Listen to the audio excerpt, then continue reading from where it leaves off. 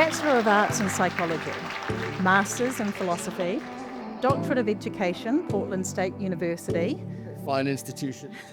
the doctoral thesis, Socratic Pedagogy and Inmate Education, 10 years teaching at Portland State as an assistant professor of philosophy, 10 of the best years of my life. critical thinking, moral reasoning, and the Socratic method.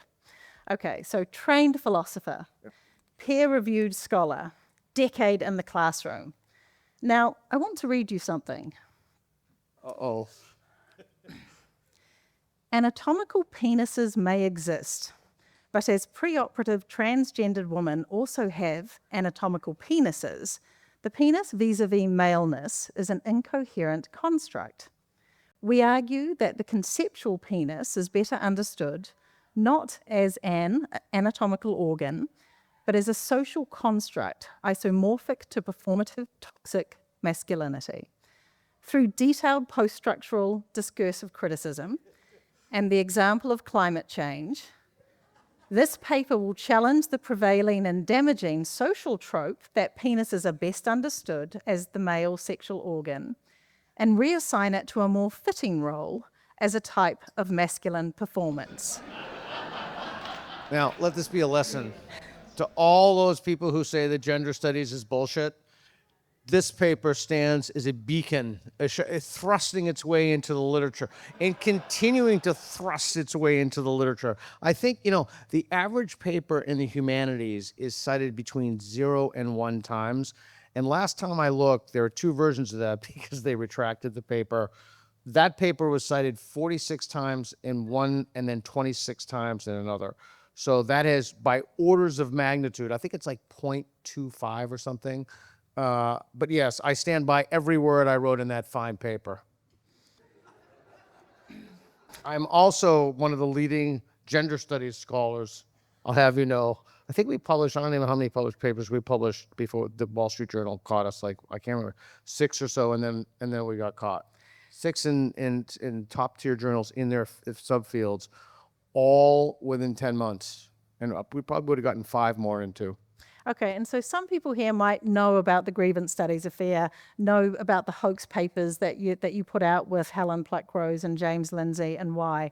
But I'd love you, take the audience here through it, but I really want to know, what was the point that from a peer-reviewed scholar, a philosophy professor, a teacher at Portland State, what was the point where you felt like you had to conduct hoax studies and why?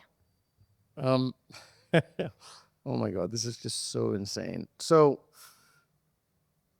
I don't know. It was just like, it's like I woke up one day and I continued to find myself in some kind of a psychiatric hospital where everybody was insane. I think there was a Star Trek episode where they go down to this planet and like the prisoners were running the planet. Anybody see that? You people don't watch Star Trek? You're all dead to me. Anyway.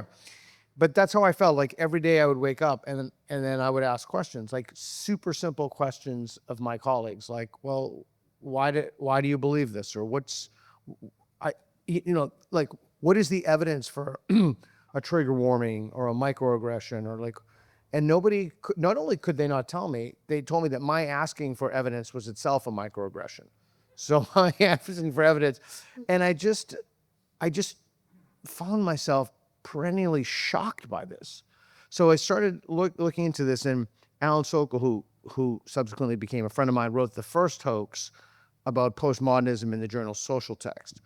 So at the time, James Lindsay and we had an incredibly productive relationship, publishing a bunch of stuff. And I said to him, why don't we duplicate the Sokol hoax? And he said, that's a great idea. We came up with this idea that potatoes were sexist. So we thought we stumbled upon something great, but instead we realized, we at the time we used Google, we Googled there like 100 articles about potatoes being sexist. And like, oh shit, what are we gonna do? And we came up with this idea that since everything is a social construct, then why isn't the penis a social construct? And then we had this idea that the penis is a social construct, the conceptual penis. And we put in every vulgarity, every like deranged idea in this paper. You want me to keep going with the story? Yeah. All right. So we we published the paper. Everybody lost their minds. I mean, they completely lost their shit. They said, this doesn't prove what you think it proves, because we were claiming that the journals forwarded certain conclusions at the expense of academic rigor. So they weren't to find the truth, they weren't to test hypotheses, they had to forward certain narratives about reality. And they said, this is, you didn't do what you claim to have done. What you need to do is this, A, B, C, D, E. So I called Jim on the phone, James Lindsay. I'm like, dude, this is awesome. They've given us a roadmap. Let's just do it. He's like, all right. And so then we did it. And then we just kept cranking out the papers. And each time we were just shocked. You know, we translated the translation of Mein Kampf. We substitute Jews for white men. I mean, we wrote the craziest ideas. And we just, each time we couldn't, so then we just started ratcheting up dog rapes and all this stuff. We just started ratcheting up, and then more and more got published. But the problem was, they became so crazy that a journalist, picked them up. And I made a fatal mistake. And the mistake was, so we were fabricating everybody's credentials, and I fabricated this person's credentials. It's really funny. We even made like a fake website of like all these crazy people, you know. I fabricated this woman. I said she had a PhD in feminist studies. So some ambitious reporter from the Wall Street Journal called and contacted every single degree conferring institution in the world that gave a PhD in feminist studies, and they found out the woman was not there, and then we were busted, and then the whole thing went down immediately after that. So that's basically the story. But they were increasing in their complexity and craziness because we got sufficiently better at writing those as we went along. It sounds crazy. The rape culture and dog walking parks was one of my favorites for that one. So you told us about why you felt like you had to do it. What happened afterwards? You're not at the university now. You were harassed out. You faced a lot of censure and a lot of criticism from your fellow professionals. Yeah, but I'm not a victim. I knew exactly what I was doing. Okay. I knew exactly what I was doing. And a little peek, I'll give you a little sneak peek. In February next year, I'm launching a project to destroy the entire academic system and all of the Anglosphere. Thank you, I appreciate it. So I can't tell you too much more, but check in again in February, and it's well underway. So I knew what I was doing. It had to be done, and I don't regret it for a single second. Although I will say I was a little bit like, because I knew when I quit, I didn't have a job. I didn't know what I was going to do. I was like, oh shit. So I had to like figure out, and I knew I could never get a job at another university. Like that was like totally out of the question. So I had to so then I built the nonprofit, and then we took it from there. But needless to say, so I guess I was Pollyanna in retrospect. You know, I really believe like a core part of me believes Aristotle, right, that people want to know what's true. And I really believe that some people would say, wow, like maybe, all right, maybe the guy's an asshole and maybe he shouldn't have done that, but maybe there's a there, right? Like maybe we are looking at narratives. Maybe we have kind of become beholden to these moral fashions. And nobody. And so that's what I wanted to pick up on. 10 years now, did anything materially change? Has anything changed at Portland State University? Oh, I don't know about that, but I mean, so what happens is I travel, I've been on the road since 2021 with my buddy Reed over there. We travel around the world. And it's funny, when we go someplace, the ideology is on the decline big time in the US, but it's less so in other places in the Anglosphere. You know, that case with Sal Grover in Australia about, you know, men and women. I don't want to go into that, but and here, you know, there are still these, almost everywhere we go, like, so this is the thing, the very people who are against colonialism have no problem if it's their colonialism. So we have given you a neo-colonial export to your institutions and your universities. Majiv Raholter wrote a great book. I wrote the foreword to it, Snakes in the Ganga. He talked about how that ideology has affected Indian institutions as well. So you're not out of it yet. I don't think anything changed. I think things became worse. But the other thing is I think that the project was too early. People weren't ready to hear it yet. Now I think they're more ready to hear it, but the problem is that there are entire lines of literature that are corrupt. They're completely corrupt. And people are, there's a replication crisis in psychology, so articles can't be reproduced. And these are shockingly, last time I looked in psychology, it went from 40 to 50 to 60, now it's 65. Economics is a stunning 70%. So think about like someone goes into a clinician and the clinician's trying to think, this person's suffering from coma, but whatever they're suffering from. And they're looking for the best treatment to help people based upon faulty information. I mean, it's completely bogus. And now it's made worse with AI because there's a company, I think it's called Stealth GPT. People are just writing papers with an AI, barely editing them. And I know for a fact they're getting published. So the problem has compounded itself, and everybody, it's what's really astonishing to me is everybody is complicit in the corruption. I mean, there's not one institution in the Anglosphere, I can't speak for the Chinese world or what have you, although they're a part of the problem for corrupting other lines of literature. There's not a single institution in the Anglosphere that says, okay, let's revise the tenure and promotion basket. We have to be replicated, or if you find a study that wasn't, or you suspect is bogus, you can write about. There's nothing. There was a Journal of Controversial Ideas in Australia, but we have to be honest with the fact that the university is in crisis. And everything, this is a key thing, a key deliverable tonight, or at least for this part, is everything is downstream of the university. Politics, culture, art, music, media. So your media here is a cesspool. It's a completely ideologically corrupt, almost universally across the board. It's a cesspool. There are no long-form interviews. You know why there are no long-form interviews in legacy media? Because there can't be. Because you have to engage ideas in a sustained way. Right? And in order to do that, you have to be trained in some kind of a dialect. It's some kind of like Hard Talk with the BBC would be a great example of that. Anyway, so once you start understanding that and the importance of cleaning up the pollution at the source, then you understand how everything follows from that. So it really brings us to the crisis or the crux of it. Can universities be saved, or what do we do about everything being downstream from universities and universities being not rotten to the core, but definitely captured?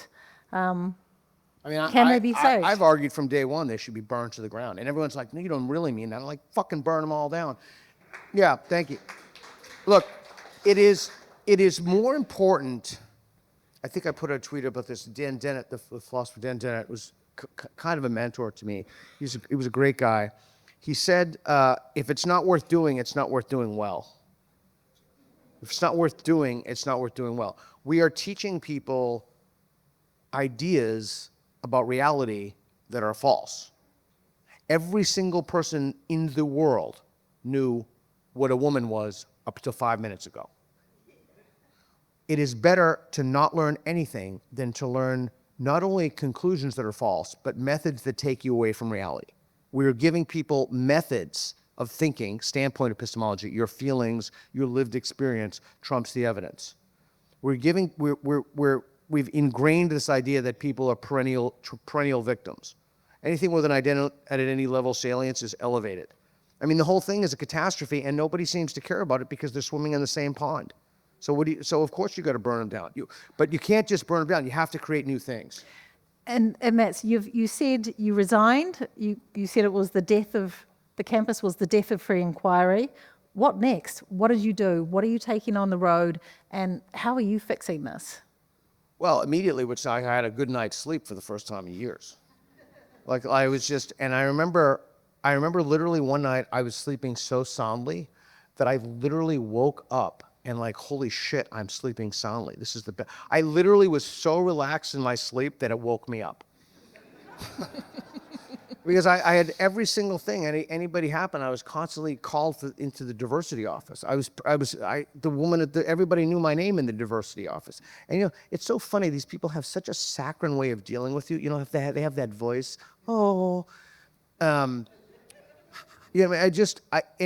underneath there was this seething pathological hatred of me for things that I had no control of. Some things I had a lot of control of. I'm man, I'm heterosexual, I'm white. They particularly hated the white part. The woman, I remember the woman, she was this big, massive brown lesbian. she hated me so much that I remember I went in there once and I talked to the union rep. I'm like, dude, I don't think I can take any drinks because, you know, they offer, there's water on the table. Like, there's no way. So I went in, and when she had her back turned, I switched the waters just in case she poisoned it. That Could never have happened. Surely not. You've travelled the world as well. You're in lots of different countries, seen other universities, meeting other academics. It's not just a US problem. No, I mean,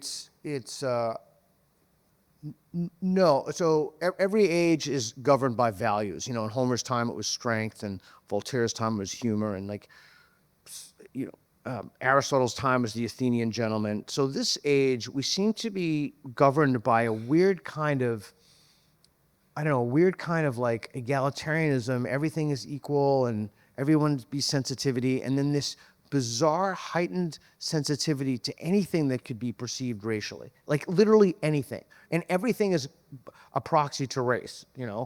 By the way, just parenthetically, you know, I adopted my daughter from China as she was.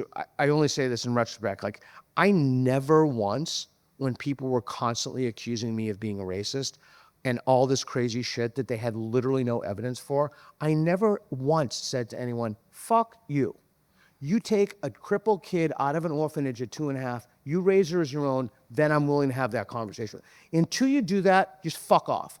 But I didn't say, because I didn't want to use her as a tool for the derangements of others, right? So there is something particularly nasty about the way these people interact with you that you just, you cannot cede an iota to them. And just piggybacking off that. So since I've been in New Zealand, we invited, I don't even know, but we put it on our website because now we're getting all these people, you didn't invite me. Oh, really? Really, we didn't invite you. Or why do you only have right-wing guests on your show, or alt-right? Oh, really? Okay. So what we did is we now publish the names of every single person in full disclosure, how we contacted them, when we sent the email, and what their reply was. Guess what? None of these people replied. You know why? Because they're fucking cowards. They're out there. No, they are. They're fucking cowards. They're out there indoctrinating kids in the school system. They're out there telling people things, but they themselves cannot sustain what they believe to an intense challenge. So either they don't believe it, or, I mean, it's hard to imagine, like, this is a phenomenon that is unique to this age. Like, when I grew up, I'm 59, that was never the case. My parents had different friends, they had spirited, and those arguments, they were arguing and they were spirited, and then they got back together the next weekend and they had drinks and everybody had, but there's something that each side almost thinks that the other side is existential. I think that the problem now, particularly in the Anglosphere in the Western world, when I started talking about racism, is Islamism. Like, I think this is one of the main issues that almost nobody is speaking honestly about. You know, Reed and I just got back from France, and that was crazy. Like, we had 3 people. We were in the slums, and we went to the school system where this guy, he was a teacher, Samuel Paty, was beheaded by an Islamist. Yeah, it's pretty intense. And they had pictures of this kid, not kid to me, but, you know, this young guy, this teacher in the classroom, and we were interviewing people. We interviewed his lawyer. And the guy came, remember this, Reed? The guy came with armed guards, and like he's looking in the house, he's looking everywhere. And every person we interviewed, you know, who came with armed guards, guns, etc., was because they talked about Islamism. Not Islam, Islam, the radicalization of we don't know what percentage it is, that hold militant beliefs that want to destroy the whole society. And I was told explicitly that if I went back to France, I would need an armed bodyguard if we published those interviews. Fuck them. I publish it. You know, we went to Taiwan. Fuck the Chinese.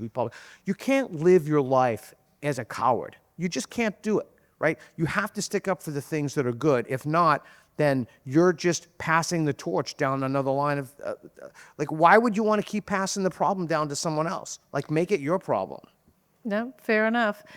We are going to transition to some Q&A, and I'm literally just going to sort of throw it open to the audience. We've got a roving mic out there. The questions, again, the rules for the questions were that it needs to be a question, not a lot of commentary. So if you want to pop up your hand. Who's got a question for Peter? Hi, Peter. Thanks so much.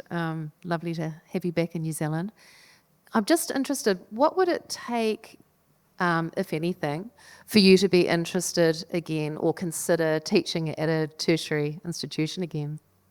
We really go after a lot of sacred cows, like Islamism, and I'm always just careful to make a difference between Islam and Islamism, or the trans issue, or every disparity in outcome is due to systems, or we really ask hard questions, and the consequence of that is, if you look at in the United States, FIRE, Greg Lukianoff, I think Greg came down here.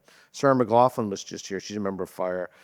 Those skew overwhelmingly not just to the left, but to the far left. So I'm a toxin to all those people, even though I myself am not on the right. I mean, I don't know. So a guy can identify as a woman, but I can't identify as something that I'm like my legitimate political beliefs. I mean, I just check off all the boxes, but because I think it's a combination, sorry for the long answer, but like truth has become a right-wing concept in a lot of ways and asking questions. But I am going to teach a class at the University of Austin with Reed in January of next year, and it's a cool class. It's rationality under pressure, and it's going to be part this spectrum street epistemology, and then I'm going to put people in increasingly difficult pressure situations, and they have to compete. They have to complete tasks rationally, like write essays while someone's screaming at them, or I don't know. I haven't figured the whole thing out yet, but I'm going to simulate they're drowning or something, or like wrestling, but that you have to maintain your composure and your calm. So that I'm going to teach, but there's really no university that would take me. I mean, it doesn't matter my publication record, my H index, that's totally irrelevant. They're just, everybody, they're on their own jihad against me. But little do they know, I'm on a jihad against them. All right. One here, and then there's a gentleman in the middle. What I don't hear people talking about in New Zealand is the Red-Green Alliance. And Yep. I wish people would do more on that and explain it. Yeah, so it's a phenomenon that it's been around for a while now. And my buddy Matt Goodwin, he lost to the Greens, and their primary voters were, I don't want to say Muslims or Islamists. I don't know what the right word is because I haven't looked at the demographic breakdown. But there is a very unusual phenomenon that if you look at the litany of things the Greens believe about trans, et cetera, even mainstream Muslims, these are an anathema to their beliefs, like the acceptance of gay marriage. I think the last survey I read a few years ago in the UK was literally zero. Like literally every Muslim they surveyed said zero. But yep, this is a main. So there are a lot of explanations for why that is. Douglas Murray and others have called them useful idiots. We could talk about that. That's a whole conversation. I have my own hypotheses. They're speculative. I don't know how much weight, if I were you, I'd put in them. But it is a universal phenomenon throughout the Anglosphere. It's undeniable. You should formulate each of your beliefs on the basis of evidence, right? You shouldn't. So ideally, there's no possible way you can tell me that in an American context, all the Republicans are here, all the ACT members are right or they're wrong about it. It's just that's not, nobody is like, I mean, even if you're a vegetarian, Hitler banned hunting in the Reich, I mean, nobody, just even that way of thinking about things, it just shows that you're an ideologue, right? So you have to look at a belief. We all have these lenses or filters through which we view our epistemic, social, moral, sexual, epistemological landscapes. But I think that the problem is we're in a crisis of honesty. People are simply not honest with themselves, what they believe. We're not honest with themselves about, even little big things, like what a woman is. We're not honest with ourselves about race, you're not honest about the treaty. You're just not honest about it. Everyone's like living in fear of what anybody else has to say. Too bad there are not more younger people in here, because I'd give them some advice for the younger people in here. You cannot live like that. Because if you live like that, here's the problem. You're never going to know, you're never going to be capable of having a genuine relationship. Because every single person in your life is only going to love you and know you, not for who you are, but for the fact that you're saying what you think you should say. So no one's ever going to know you. That is a recipe for you to be alone and immiserated. But anyway, that's the Red-Green Alliance, or the Islamist Green Alliance. It is a universal, ubiquitous phenomena found throughout the Anglosphere. and actually in France too. Perfect. France. In the middle here? What's your most controversial view, and why do you believe it? That men make the best women.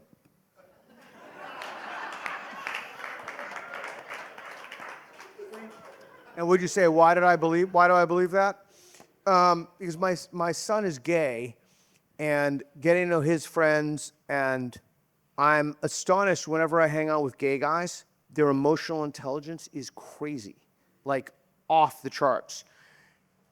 Better than any woman I know, and women as a general rule. But anyway, and they've been winning a lot of beauty pageants, men, and they've been beating women in races and all kinds of sporting events. So I think men make the best women. That's my most controversial view. I think Australia agrees with you at the moment. Indeed. One question right here, and then one on this side, and then one at the back. Is there an issue or a place you've been to where you think people were really kind of on the absolutely disagree or they absolutely agree, and you were shocked that people changed their views to, say, more rational versus belief system based? Yeah, people change their views a lot. Very rarely, though, is it like from absolutely agree to the other side. But the thing I think that's most surprised me about this, I guess if there are things, I don't even know. I mean, how many people have we talked to? I don't even know at this point. But I think the thing that surprised me the most are two things. One of which is like when we ask someone a really controversial moral question, and the question we did tonight was not that. I'm always amazed that when we do the board game, like the game within the game where we have the person write down the best reasons, how we did that tonight? Yeah. I'm always amazed that nobody has any idea why anybody else would believe that. I'm just amazed by that. We did one in London, and we chose not to put it out. It's one of the few videos we've chosen not to put out because people on our team. But it was about the Israeli-Palestinian problem. By the way, that's the only problem I won't touch. It's the only thing I won't touch. And not because I like my head where it is, although I do. It's just that I just don't know enough about the problem. And I think you really need to that's one of the few issues where you really need an expertise that I don't have. And I'm just very honest about the kind of things I know about. But the other thing is, I'm constantly amazed when I ask people these questions and I drill down, and I now have over a quarter century of asking people why they believe what they believe, that people will believe something not on the basis of evidence, but on the basis of morality. I'm a good person, good people stand on this mat, I'm standing on this mat. That is why. That is one of the main things I've learned over and over again, independent of the evidence, it's morality. So one of the things that the techniques that I have in my mind when I'm trying to move people on mats is not evidence. I never talk about evidence. I'm always trying to sever the link that tethers them to their moral assumptions about the world. And if I can sever that, then it lubricates their cognitions and increases the likelihood that they'll move a mat. Have you ever thought about using the tool on politicians? Because like once a week on TV, we have two, kind of politicians going off against each other with an incompetent interviewer trying to make them see reasons. So yeah, have you thought about that with politicians? Thank you. Yeah, we have, and somebody has done this. Frances Widdowson you should check her out. She did this exploring the claim that there are graves of Native Americans in Canada. Crazy. Yeah, so listen, I truly believe, I've told Reed this 1,000 times, this is the ultimate bullshit detector. Because I can tell with a tremendous degree of accuracy who will play this game and who won't. Like, I would bet you with odds David Seymour would play. I bet you with odds he'd play. I don't know the political landscape here well enough to know who wouldn't, but there is something about, like, you have to be, when the stakes are high, you have to really know what you're talking about, and so few people actually know what they're talking about like at some level, the morality breaks down and the epistemology kicks in, because the constituents going to be like, well, why does this guy believe this? Like, that doesn't seem like he has any evidence. Like, that's not really good evidence. And so at some level, people know that when they're, but we've invited people, and we've actually had a donor offer to pay politicians. Even with the payment, they wouldn't do it, 10 grand. All right, cool, we got another one? One at the back. So I was just wondering, in light of What is a Woman, what do you think of the Tickle v. Giggle case, and how do you think we got here? What did she say? The Tickle v. Giggle, Sal Grover's case. Oh in my Australia. God, holy moly, wow. Oh my gosh, oh my gosh. One more. Oh, jeez. I'm trying to think of how to give you a quick answer for that. I think, I published a piece a while ago called in the Wall Street Journal called "Idea Laundering." I think that everything has been idea laundered. You have a group of academics who are, I mean, they're not even far left. They're just they're not even, they're not Noam Chomsky left. They're like identitarian, I'm crazy left. I think that they captured entire disciplines. I think that they laundered certain ideas. I think if they did this for long enough, the students then went into media. They went into judiciary. They're on juries. They're participating in civic and public life. They've created activists. What's that expression? Trans activists in the streets, turf in the sheets. Does everybody get that? Everybody's over 18, so yeah, okay. So I think it was a combination of factors, the genesis of which was in the university, and then there was almost a perfect storm of things.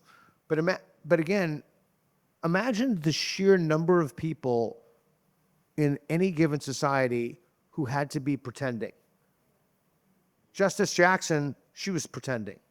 They asked her, I don't know, I gotta find a biologist. I'm not qualified. Really, you're not qualified for that. But half the country, you're gonna rule on the case of the Supreme Court for half the country, in which almost by definition 50% of men. And so you don't know about. I would have just been like, nope. But yeah, I think it starts with fringe departments that have been ideologically hijacked. I think that they're publishing in journals that are ideologically captured. They're getting promotion and tenure because they share a morally fashionable belief. They're assigning those articles to kids. Kids don't need faith. Why would they have faith? You have a peer-reviewed journal. Why do I have to believe that some guy saw Jesus? I don't have to believe any of that stuff. I got the journal. I just point to the journal. Here's the article. My professor wrote it. And I think if you do that long enough, you create a perfect ideological sewer, which is what they did. Perfect. This gentleman here. Last question of the evening. Last question, sir. This is your lucky night. Thank you very much, Peter, for a wonderful evening. If we put ourselves in the shoes of other parts of our society, let's talk about journalists, the church, academia, business, the courts. Who has the most to lose? That's a really good question. I guess there are two parts of the question. The one part, I don't know if this is your intent, but this is how I took the question, is that people who have opted out of the norms of civility and they don't have to do the intellectual work to figure something out. They just have to bully people by calling them names. Those people have the most to lose. I don't know if there's a particular group that would have something to lose. I think the losers are the society as a whole, right? I think that the losers are the people who are, there's so much static. It's so difficult to figure out, what video is AI, who said what, so much disinformation. I think that the losers in the society are anything that block the road of inquiry. I think that the way that you could reframe this whole thing is to think about, this is the way that I think about free speech. Free speech is a way to keep the method of error correction in place. anytime you have a system that says a blasphemy law or political correctness, you can't have this, what you've ultimately done is you've infringed or impeded on the method of error correction. And so the way to think about that question, or maybe a heuristic, would be who has the most to, who benefits, cui bono, the Latin, who benefits from the method of error correction being shut off? The answer to that question is the answer to the question. Yeah, I think that is a great question, and I would actually almost flip that in a way that you didn't intend, in terms of who has the most to lose. I think it's our community.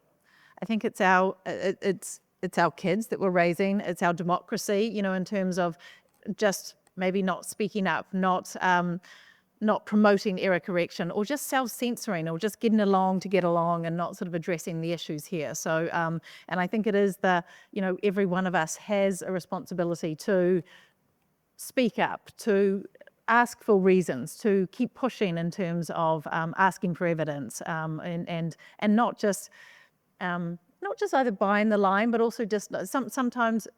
I do it as well. Sometimes it is just, I just can't be bothered with the fight, and it's just easier just to sort of walk away and walk on. Peter, it's been a pleasure having you here for the last 3 months, and everything that you're bringing, the honest conversations that you're having, whether we disagree or not with them. Please put your hands together for Peter Boghossian. Thanks, everybody. Thanks for